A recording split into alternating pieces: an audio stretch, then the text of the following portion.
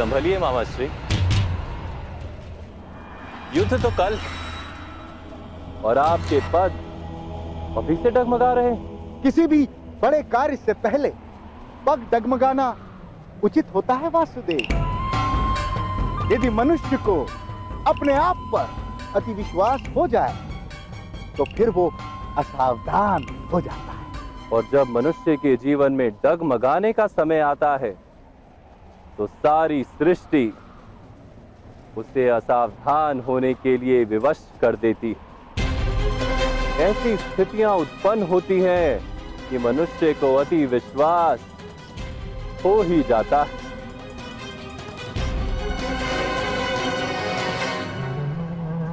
ऐसी कौन कौन सी स्थितियां आप उत्पन्न करने जा रहे हैं वासुदेव?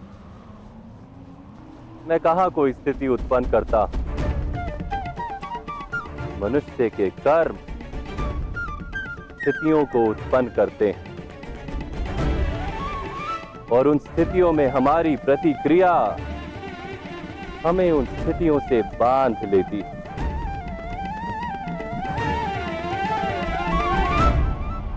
महामहिम ने आपकी बहन का विवाह एक नेत्रहीन से करवाकर आपके मन में प्रतिशोध की स्थिति उत्पन्न कर दी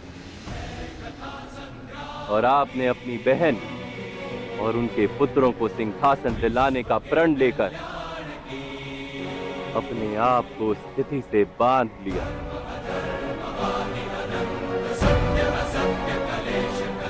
कल का युद्ध उसी प्रण का परिणाम है।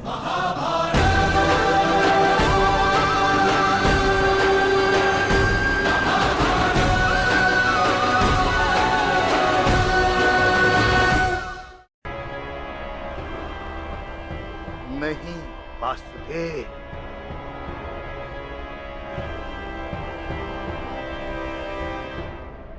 कल का युद्ध हस्तिनापुर के अहंकार का परिणाम है। हस्तिनापुर ने अपनी शक्ति दिखाकर मेरी प्रिय बहन के भाग्य पर पट्टी बांध ली। उस दिन मैंने स्वयं को वचन दिया, या तो हस्तिनापुर मेरी बहन को उसके बलिदान का उपहार देगा या उसका मूल्य चुकाएगा। बलिदान के लिए उपहार अथवा मूल्य?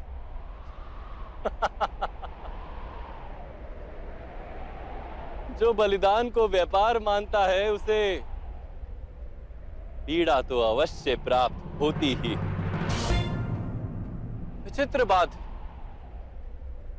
कि बलिदान दिया आपकी बहन ने और उसका व्यापार बनाया आप। वास्तव में आप प्रतिशोध की आड़ में स्वयं अपने आप को समृद्ध और बलवान बनाने की इच्छा रखते थे। अपने कर्मों को बलिदान कहकर स्वयं अपने आप को मत छलिए मामा श्री। छल छल छल मैं कर रहा हूं या आप कर रहे हैं वासुदेव? इस युद्ध को धर्म युद्ध कहकर आप सारे आर्यवर्त को छल रहे हैं।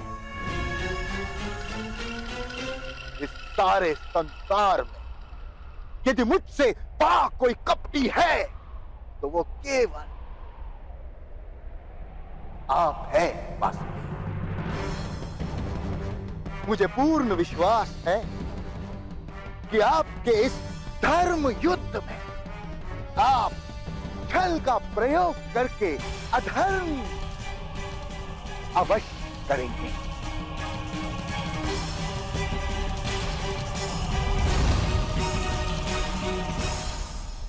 ये धर्म युद्ध ही है मामा श्री। यहाँ बल का प्रयोग भी होगा और छल का भी। यहाँ धर्म के लिए अधर्म किए जाएंगे, सत्य का रक्षण करने के लिए असत्य कहे जाएंगे, जीवन के लिए मृत्यु दी जाएगी, नव निर्माण के लिए अवश्य पूर्ण विध्वंस किया जाए।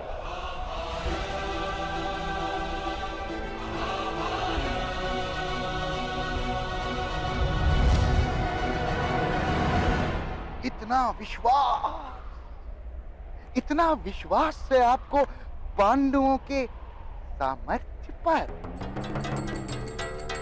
नहीं, इतना विश्वास है मुझे आप पर और आपके छल पर।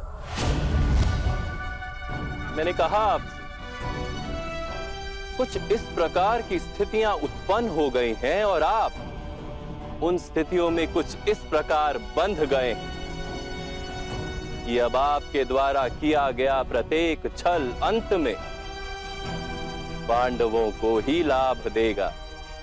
इसलिए मामा श्री, अब छल भी विचार करके कीजिएगा।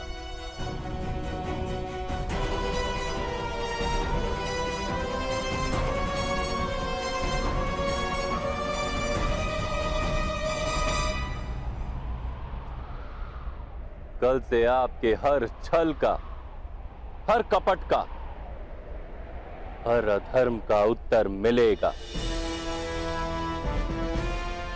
ये स्मरण रखिएगा।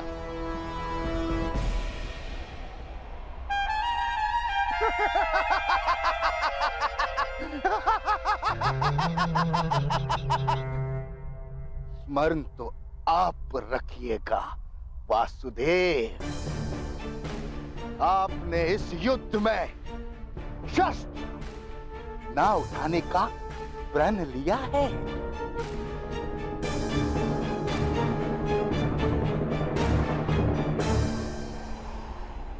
मैंने युद्ध में शस्त्र ना उठाने का प्रण लिया है मामा श्री।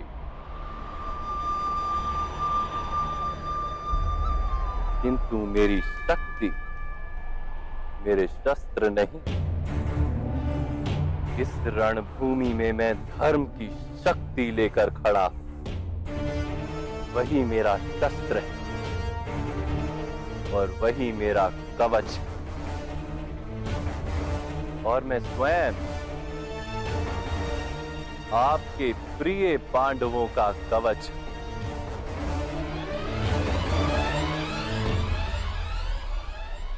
देखिए इस रणभूमि को। यहां प्रातःकाल युद्ध आरंभ होगा। संध्या से पूर्व यहां मृतदेहों के इतने अंबार लगेंगे, रक्त की नदी में पत्थर तक तैरेंगे। इतना रक्त बहेगा यहां कि अनंत काल तक इसकी मिट्टी लाल हो जाएगी।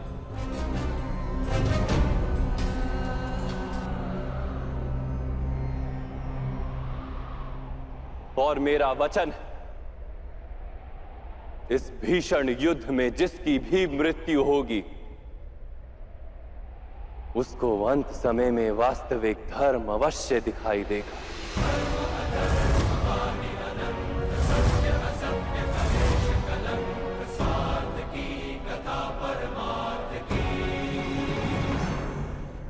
धर्म की स्थापना के लिए आरंभ हो रहा ये युद्ध समय के अंत तक महाभारत का धर्म युद्ध कहलाएगा। धर्म युद्ध कहलाएगा। धर्म युद्ध कहलाएगा।